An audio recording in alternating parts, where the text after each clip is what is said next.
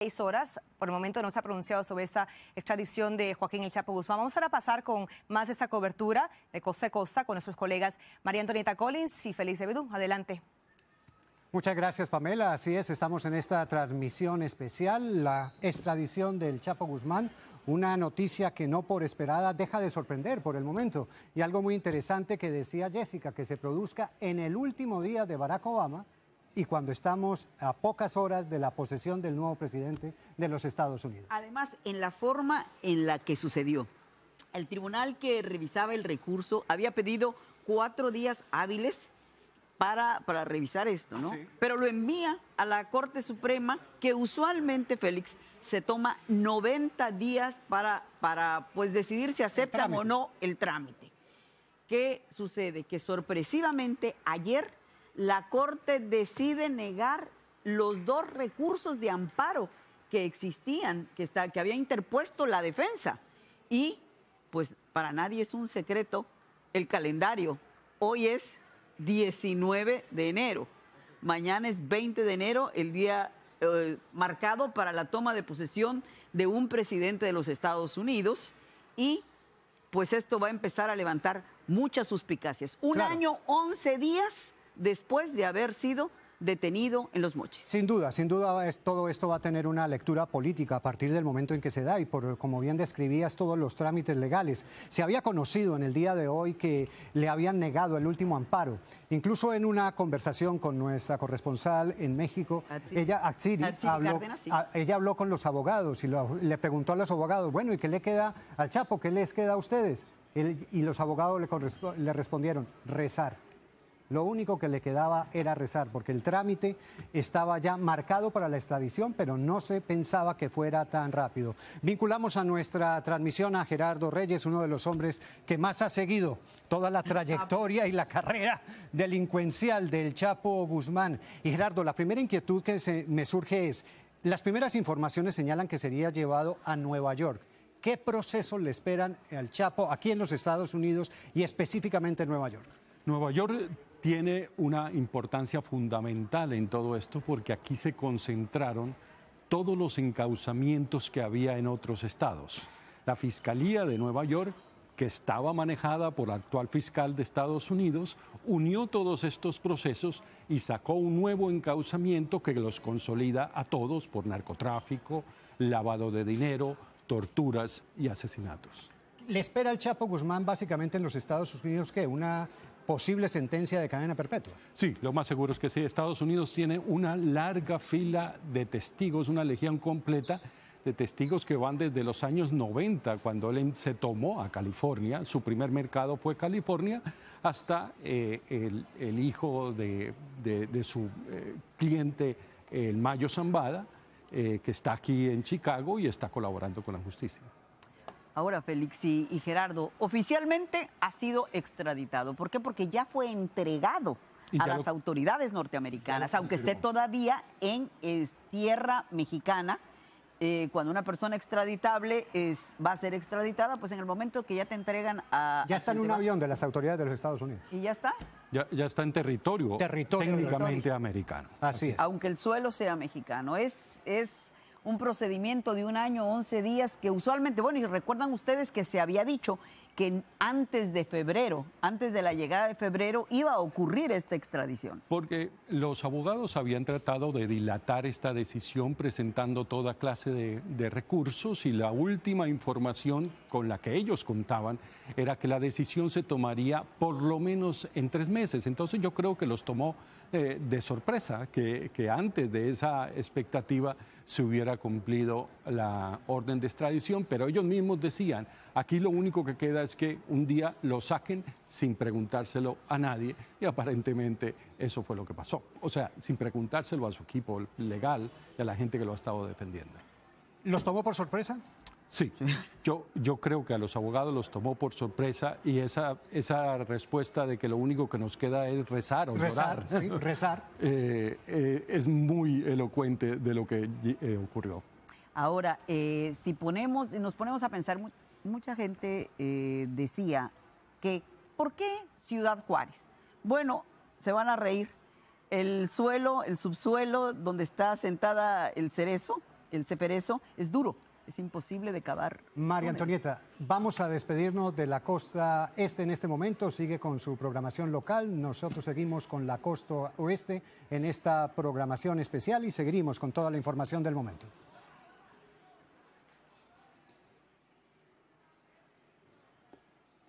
Y acá retomamos nuevamente esta transmisión especial. María Antonieta, nos estabas contando un detalle sobre el tema de Juárez. Sí, fíjate, mucha gente, Gerardo, yo creo que tú también lo has escuchado eso.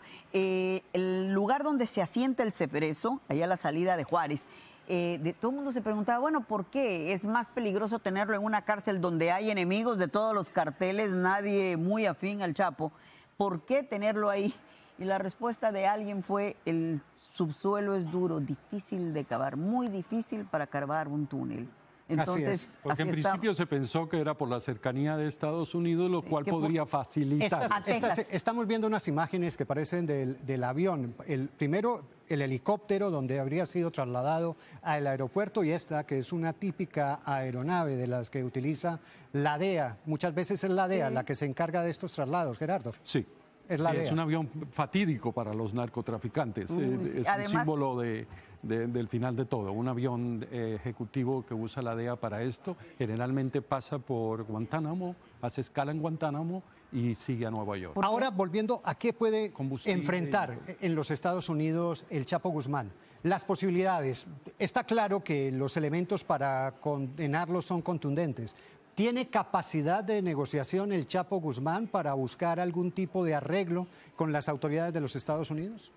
No, Félix, yo creo que el único margen de negociación que tiene el Chapo Guzmán ante la abrumadora mayoría de pruebas que tiene el gobierno de Estados Unidos es tratar de comprar, y puede sonar un poco despiadado, tratar de comprar luz en la cárcel, de tener más luz del sol o tener una cárcel que no sea tan estricta como a la que mandan los presos de alta peligrosidad y de posibilidades. Buscar unas mejores condiciones de reclusión, María Antonieta. Eso es lo que básicamente querían sus familiares. Emma Coronel podría, como ciudadana americana y sus hijas, tener más capacidad de irlo a visitar dentro de un sistema penitenciario norteamericano que lo que sucedía en México. Sí, cuando entrevistamos a Emma, eso nos dijo ella, que ella quería visitarlo aquí y lo que estaban tratando de aspirar era eso.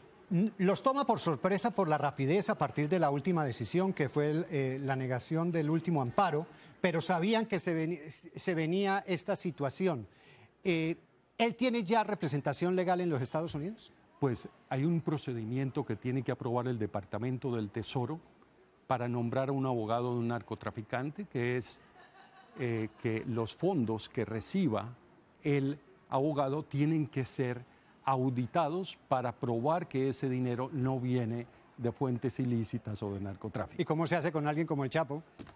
Lo más seguro es que le van a asignar, en principio, un abogado público, un abogado defensor público o un abogado nombrado por el juez, pagado como si fuera un abogado privado, pagado como si fuera privado, pero con dinero del gobierno de Estados Unidos. María Antonieta, pasamos nuevamente a México con Jessica para conocer más detalles. Yo creo que Jessica está en el centro de la ebullición por el Chapo Guzmán. De nuevo en enero, Jessica. Pues no precisamente en el centro, digo, estamos algo lejos de Ciudad Juárez, pero que prácticamente el Comisionado Nacional de Seguridad, María Antonieta Félix, haya ya mencionado que sí, se va Joaquín Guzmán Loera hoy, es algo muy importante. Como les mencionaba hace rato, la estrategia de la defensa, y ya lo adelantaba, lo decía también Gerardo, la estrategia de la defensa siempre fue pues dilatar este proceso que para todos nos parecía inevitable después de esta espectacular fuga del penal de máxima seguridad del Altiplano. Y todavía yo recuerdo la última vez, la semana pasada, tuve contacto con José Refugio Rodríguez, el encargado de coordinar la defensa legal del Chapo, y él veía muy esperanzados simplemente que la Suprema Corte de Justicia hubiera recibido todos los materiales legales que ellos presentaban, pero inmediatamente la Suprema Corte lo que dijo fue: nosotros no podemos recibir si no es de la Procuraduría General de la República o del mismo tribunal, una petición para que nosotros revisemos. Fue una estrategia clara del gobierno mexicano de que esta extradición se hiciera rápido, algo que anunció el presidente Enrique Peña Nieto prácticamente inmediatamente después de la captura del Chapo allá en Los Mochis.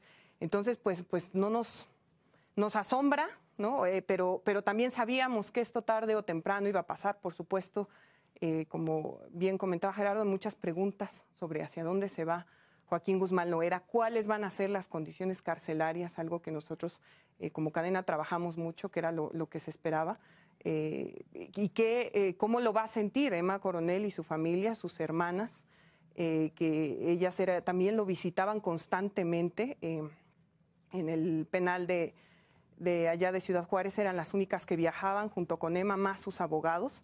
Entonces, pues esperaremos a que las autoridades den más información. Hasta ahora, lo único oficial es lo que tenemos de este comunicado de la Secretaría de Relaciones Exteriores mexicana, donde confirma que no se revisará, ¿no?, el expediente del Chapo y que Joaquín Guzmán Loera se va.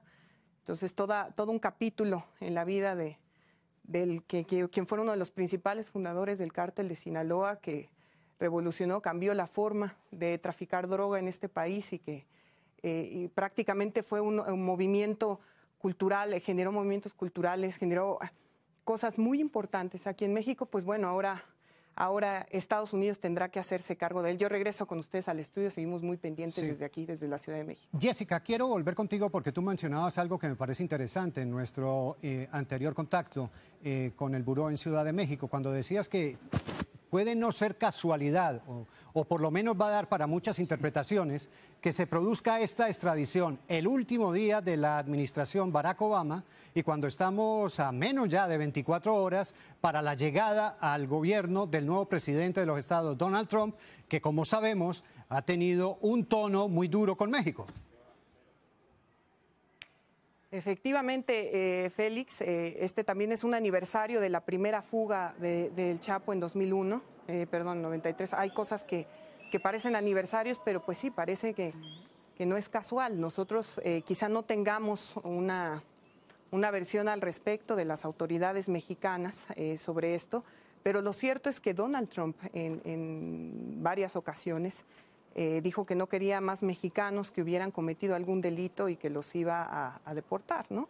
Bueno, pues en realidad se está yendo uno de los mexicanos pues más controversiales en ese sentido hacia allá a ser juzgado. Entonces no creo que si esto se realizaba después de la toma de protesta mañana del magnate en Casa Blanca, pues fuera tomado bien, ¿no? Quizá hubiera habido más trabas del gobierno mexicano, del gobierno de Estados Unidos, perdón. Por supuesto que estamos especulando, Félix, María Antonieta, pues no sabemos. Lo único que sabemos es que mañana Donald Trump toma posesión y que el gobierno mexicano se apuró muchísimo para que Joaquín Guzmán Loera ya se fuera para allá. Entonces, a ver qué pasa en las Muchas próximas gracias, horas, Jessica. ¿no? Creo que tenemos una información nueva. En este momento ya las autoridades de los Estados Unidos están señalando oficialmente que el Chapo Guzmán está en custodia de las autoridades de los Estados Unidos y que está ya en viaje hacia el país. Específicamente se habla de Nueva York, Gerardo, y volvemos a hablar un poco de la importancia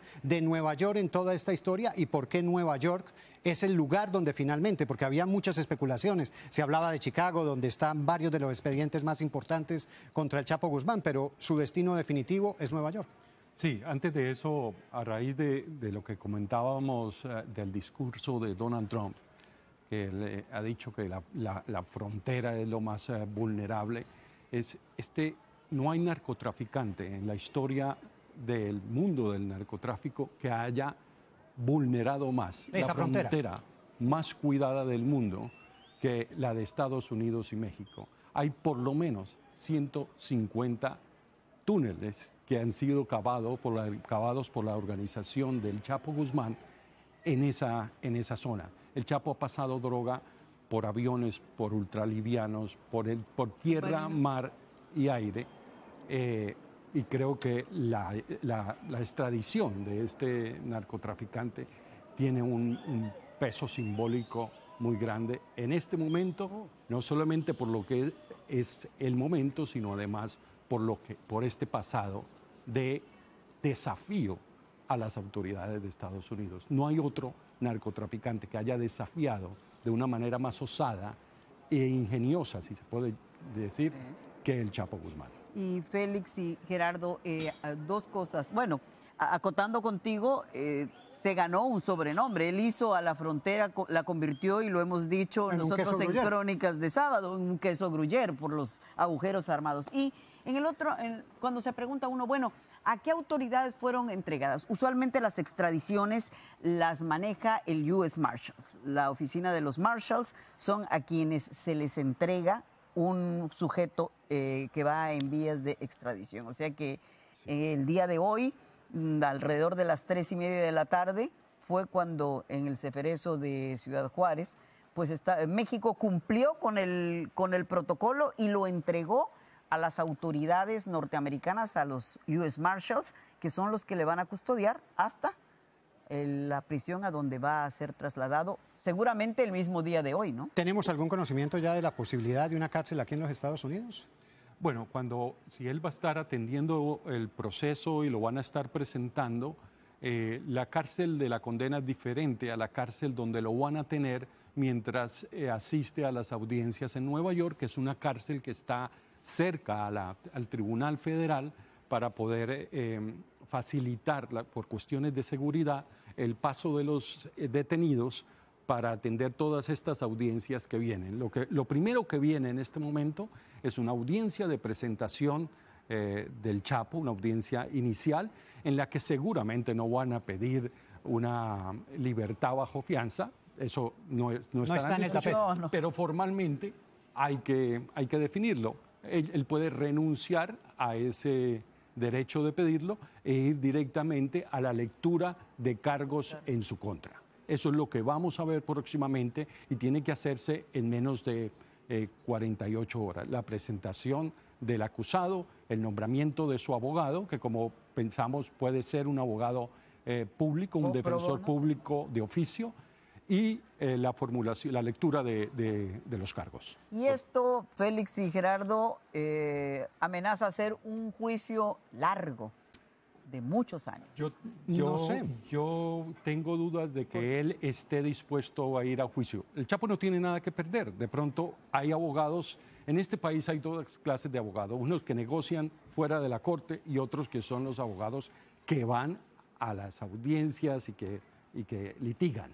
Gerardo, hay otros antecedentes de capos de la magnitud del Chapo Guzmán y se me ocurre otro caso que tú conoces muy bien, que es el de los hermanos Rodríguez Orejuela, quienes fueron los jefes del cartel de Cali en su momento, que están presos... Socios del Chapo Guzmán. Socios del Chapo Guzmán en su momento y que están presos en cárceles de los Estados Unidos. Ellos llegaron a alguna negociación de sus condiciones de reclusión y sobre todo para su familia, para sus hijos, para tener unas mejores condiciones para sus hijos. ¿Esa posibilidad existe para el Chapo?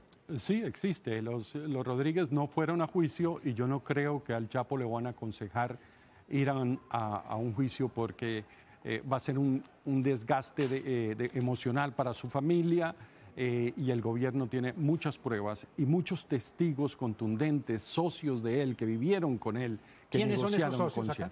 Bueno, yo creo que el primero, ya te lo acabo de mencionar, es el hijo de Zambada, su socio del Mayo Zambada, su socio Vicente Zambada, se llama él.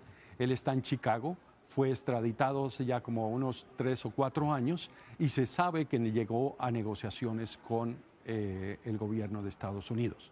Hay 2 mellizos en Chicago que eran sus distribuidores para esta zona del país, que lo conocieron y negociaron también con él toneladas de cocaína. Y del pasado está su mano derecha, un piloto de apellido Martínez, el Gordo Martínez, que vivió con él por lo menos 6 o 7 años, día a día, piloteando por todo México, llevándolo un día donde una esposa, otro día donde el amante, otro día donde el socio, y conoce en detalle. Y eso, Félix, eso a pesar de que suene viejo, no va a prescribir, porque esto se considera una acción continuada de una conspiración. De manera que Si el Chapo va a juicio, vamos a ver su película desde que tenía 25 años. Aquí tenemos el comunicado oficial de la Secretaría de Relaciones Exteriores de México, de la Cancillería mexicana, que dice así: el gobierno de la República extraditó hoy a Joaquín Guzmán Loera a los Estados Unidos de América. El gobierno de la República informa que el día de hoy el quinto tribunal colegiado en materia penal en la Ciudad de México determinó negarle el amparo y protección de la justicia federal a Joaquín Guzmán Loera en contra de los acuerdos de la Secretaría de Relaciones Exteriores del 20 de mayo de 2016 que conceden su extradición a los Estados Unidos de América para ser procesado por diversos delitos, al considerar que dichos acuerdos cumplieron con las normas constitucionales, los requisitos establecidos en el tratado bilateral y demás disposiciones legales vigentes para su emisión y que no fueron ni han sido vulnerados sus derechos humanos en los procedimientos instaurados. En consecuencia, para dar cumplimiento a los acuerdos de extradición, esta dependencia del gobierno federal puso a disposición de la Procuraduría General de la República a Joaquín Guzmán Loera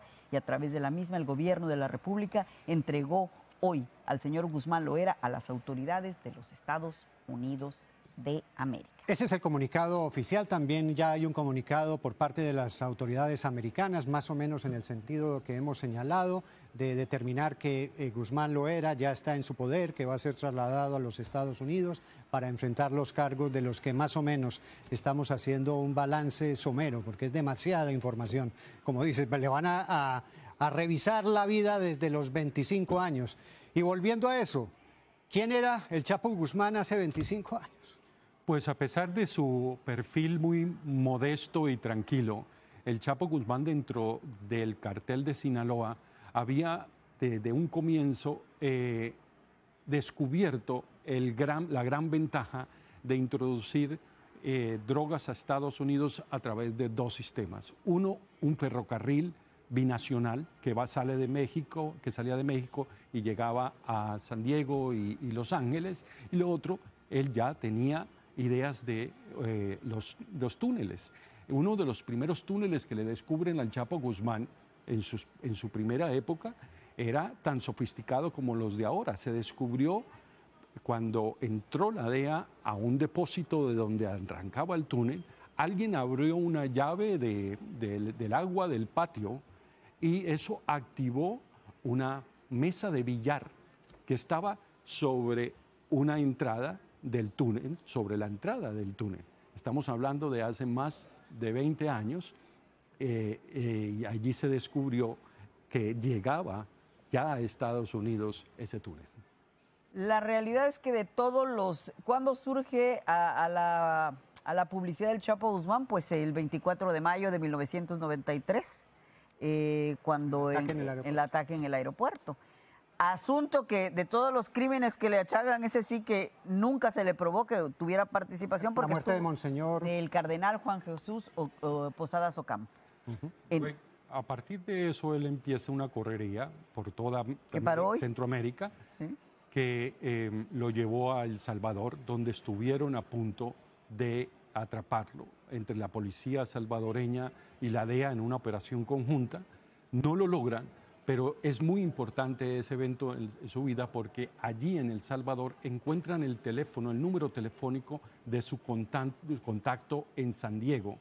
Y a partir de eso, la DEA empieza a reconstruir uno de los casos por los que va a tener que responder en la Corte de Nueva York, a pesar de que era de la Corte Federal de California. Insisto, lo que hizo Nueva York fue consolidar, sumar todos los encauzamientos de Texas, California, Illinois, para tener una cosa más completa y poder modernizar, pero sí adaptarlo a los tiempos, el nuevo encauzamiento. Gerardo, muchas veces nos hemos encontrado en estas transmisiones, especialmente cuando tiene que ver con el tema del Chapo Guzmán, y generalmente, yo repito algo, los capos caen, pero el narcotráfico continúa, el negocio del narcotráfico continúa. A partir ya del hecho de la extradición del Chapo Guzmán, ¿qué va a pasar con su estructura? ¿Qué se puede esperar o qué estaba pasando ya con la estructura delincuencial que manejaba el Chapo? Si hay que resumirlo en una palabra, es división. Hay mucha división en los carteles, hay atomización de los carteles. en donde estas grandes organizaciones se han ido dividiendo para quedarse con plazas pequeñas, pero no ya con la aspiración de controlar territorios tan grandes como lo hace el cartel de Sinaloa. Lo que pasó también con los carteles en Colombia. Exactamente, se fraccionaron, se especializaron, pero ahora hay un nuevo fenómeno. Ya no hay carteles solamente de la droga, hay carteles del contrabando de inmigrantes, hay carteles de la falsificación de películas, de lo que tú quieras. Entonces, ya la fuente de ingresos de estos carteles está por lo menos diversificada y apartada de la droga. Pero lo importante también en este momento de la extradición del Chapo Guzmán es que Estados Unidos está viviendo una de las peores epidemias de heroína, de adicción de heroína en los últimos años. Es un problema de salud pública en el país. Y el principal proveedor de heroína, cuando no viene del Medio Oriente, el principal proveedor de heroína de Estados Unidos es el cartel de Sinaloa, cuyo jefe es el Chapo Guzmán. Es otro mensaje de, no sabemos ahora si de reconciliación entre dos gobiernos. Por eso hablábamos de la fecha, y María Antonieta, hay que insistir, es el último día de la administración Obama, a menos de 24 horas de la toma de posesión del nuevo presidente, un presidente con el que hay muchas preocupaciones en México por el lenguaje utilizado a lo largo de la campaña, como bien decías, con la idea de un muro y de una frontera que fue vulnerada una y otra vez por el Chapo Guzmán durante años. Sí, y ahora, y además un hombre que maneja la industria, que preocupa más en este momento por la cantidad de muertos que ha habido en grandes ciudades por la sobredosis de heroína, una vez que se acabaron que lograron controlar estos analgésicos de opioide, derivados de opioide, que los recetaban los médicos irresponsablemente. La DEA y los organismos antinarcóticos logran controlar eso y entonces los adictos buscan un nuevo mercado. ¿Cuál es? El de la heroína inyectable que viene de México.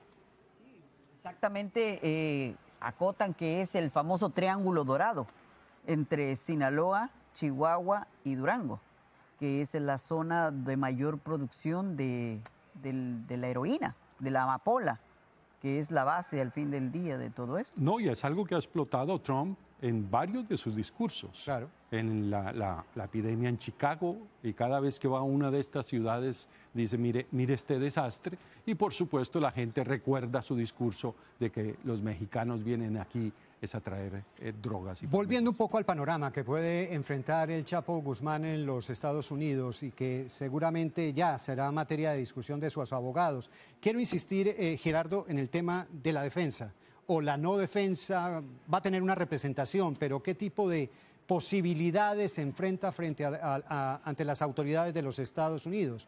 ¿Cuál puede ser una estrategia a desarrollar legalmente para enfrentar los procesos que ahora se le vienen? Si juzgamos por los argumentos que sus abogados han presentado en México en un esfuerzo fallido por tratar de hacer un juicio en México, cuando realmente lo que se necesitaba era que el gobierno diera el visto bueno para la extradición, ellos pensaban que la mayoría de testigos que tenía el gobierno de Estados Unidos no eran creíbles y que no hay una sola grabación, por ejemplo, en la que se escuche al Chapo Guzmán negociando un cargamento de cocaína. El gobierno de Estados Unidos insiste que sí, que los mellizos en Chicago, cuando se reunieron con él en México, grabaron una conversación en la que el Chapo Guzmán habla de narcotráfico. Y si no es de narcotráfico, habla de una venganza por la extradición justamente del hijo de Zambada, de poner explosivos y hacer desestabilizar en México al gobierno por haber extraditado a Zambada. Es en ese momento en el que el gobierno de Estados Unidos decide pedirle a los mellizos que estaban infiltrados en la organización del Chapo Guzmán, vénganse para Estados Unidos porque esto ya es a otro precio. Hasta aquí hablábamos de narcotráfico. Lo que estaban proponiendo Zambada y el Chapo Guzmán en esa reunión era terrorismo, porque dijeron, y le podemos dar podemos atacar en el humo, como ellos llamaban la capital de México, como llaman la capital de México, o le podemos dar algún interés de Estados Unidos. Ese marca un rompimiento. Si Estados Unidos hasta ese momento había sido muy condescendiente o había ido dilatando la posibilidad de extraditar y traerse al Chapo, despertando rumores de que podía haber un acuerdo del Chapo y el gobierno de Estados Unidos para atacar a sus rivales, en ese momento dice no, esto es a otro precio y empieza a acelerar los procesos de extradición. Uno de los grandes secretos que siempre se ha dicho es qué información puede eventualmente tener el Chapo Guzmán almacenada que pueda comprometer, no sé, a figuras políticas, al manejo de autoridades y todos los demás. Ese tipo de información que puede tener el Chapo Guzmán en su poder, ¿le va a ser útil aquí, en los Estados Unidos? Bueno, es interesante saberlo, pero yo creo que a Estados Unidos en este momento le interesa más saber rutas, conocer la estructura de su organización y tradicionalmente lo que hace la DEA con ese tipo de información, cuando llega un narcotraficante le dice, mire, yo tenía comprado al militar de este estado, al gobernador del otro y le pagaba al otro, es no iniciar un proceso judicial, sino eso se lo entregan al Departamento de Estado que maneja más las cosas diplomáticas y el Departamento de Justicia lo que hace con esa información, y hay que decirlo, es hacérselo saber a esos militares corruptos, a esos políticos corruptos, que Estados Unidos tiene esa información y que tienen que o parar de hacer eso o entregar lo que ellos saben, o más o menos es una especie de extorsión diplomática, llamémoslo así, en la que le dicen, tenemos información y necesitamos que usted haga algo acá o que usted se comporte de tal manera. la extradición de este narco, que nos mande este narco que está en esta zona y que usted agilice eso. Es una dinámica para algunos siniestra, pero que le ha funcionado a Estados Unidos en Colombia, el saber información de políticos corruptos para lograr favores de ellos. Pero es la primera vez, esto sorprende, Félix y Gerardo, porque en realidad es la primera vez que los procesos judiciales son expeditos, ¿no? Rápidamente, increíblemente. Después de mucha demora, o sea, porque llevaba más de un año después de la última captura. 11 meses. Donde ya estaba la orden de extradición, más de un año. Lo que se aceleró fue en las últimas horas con la negativa del último amparo. Sí. Y cuando se esperaba que sí, la cosa anunciaba la posible extradición del Chapo Guzmán, lo que no estaba en los planes es que fuera inmediata. Es que fuera en cuestión de horas. Los abogados pensaban que podrían buscar algún tipo de argumentación y no. De una vez a un avión de la DEA, lo que demuestra también que estaba hablado con las autoridades de los Estados Unidos, porque el avión de la DEA estaba ahí, había llegado, estaban esperando, o sea, fue un trabajo coordinado de autoridades que sabían que el proceso iba a ser mucho más rápido de lo que eventualmente se podría pensar. No, y nuestras fuentes en la DEA nos habían dicho que las cosas se venían moviendo, no estaban estancadas. Y uno de los agentes que está a cargo de eso nos dijo que estaba muy cerca esa posibilidad, aunque todavía existían todos estos obstáculos jurídicos. Así es, esta fue la noticia del momento. Como les decimos, ya las autoridades de los Estados Unidos han señalado que el Chapo Guzmán estaría volando hacia una cárcel de Nueva York luego de que se le negara ese último amparo con el que estaba buscando la posibilidad de alargar su proceso en México. Después de esa negativa, todo se ha acelerado en cuestión de horas. Esta noticia, que es una de las grandes noticias del momento y con implicaciones que, como decimos, van allá, mucho más allá de lo meramente judicial. Insistiremos una y otra vez que el tiempo en que se da, el momento en que se presenta, insistimos, horas antes de la salida del presidente Obama, a menos de 24 horas de la posesión del nuevo presidente de los Estados Unidos, se da esta extradición del Chapo Guzmán. Gerardo, ¿es tal vez el Chapo Guzmán en este momento el preso por narcotráfico más importante en una cárcel cuando llegue de los Estados Unidos? Sí, yo creo que el narcotraficante activo más importante en este momento en una cárcel de Estados Unidos es el Chapo Guzmán. Los demás grandes, como los que hablábamos, los Rodríguez Orejuela o otros jefes de carteles como los Zetas de México también, no manejaban una operación tan grande y poderosa y diversificada en materia de drogas. Cuando dices grande, ¿de qué tamaño estamos hablando? Pues estamos hablando de que yo no dudaría que el 60% de la droga que entra a Estados Unidos, heroína, marihuana y cocaína, pasaba por el cartel de Sinaloa. Digo que pasaba porque la cocaína se la compran a los colombianos, no la produce toda, no se produce en México, pero lo que es heroína y marihuana del 60% que entraba acá estaba dominada por el Chapo Guzmán. Y esas estructuras son las que nos decías ahora pueden empezar a atomizarse. ¿Hay peligro de una guerra de poder por la plaza que ya queda sin jefe con el Chapo Guzmán? Deben estar alertas las autoridades mexicanas ante una eventualidad de una guerra interna por asumir el poder. Sí, ya hay indicios de eso a raíz de la detención del Chapo Guzmán. Nosotros seguimos en esta transmisión especial. En unos segundos estaremos con la edición del noticiero Univisión, con Claro, una de las noticias del momento, y estaremos informándoles del proceso de extradición del Chapo Guzmán.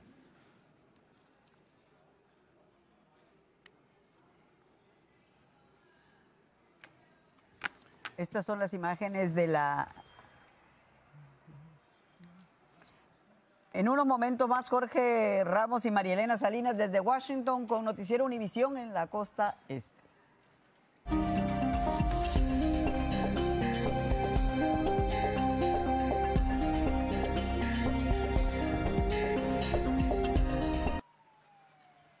Hola, ¿qué tal? Muy buenas noches. Estamos en Washington, por supuesto, para la toma de posesión de Donald Trump, María Elena, pero Joaquín El Chapo Guzmán se encuentra ya en territorio estadounidense desde México. Fue extraditado. Así es, su traslado se realizó en medio de fuertes medidas de seguridad y ocurrió